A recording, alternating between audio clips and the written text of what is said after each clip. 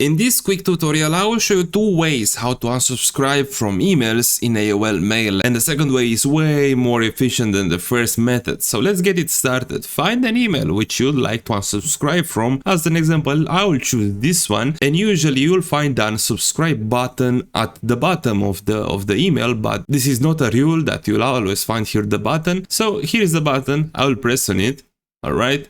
And it will open up a new page with your email address inside it and an unsubscribe. This page will not look always the same because this is the newsletter of the website which you are subscribed to, okay? So it not always looks similar. So I just unsubscribe in this way from this email, but not always will be that simple. Sometimes you'll not see that unsubscribe button right here. Sometimes you'll press it, but you'll still receive emails from that person. So the second way how to unsubscribe from an email in AOL Mail will be to open up the email which you want to unsubscribe from, and here you'll find that from their email address, the person who sent you that email. Let's just copy it, okay?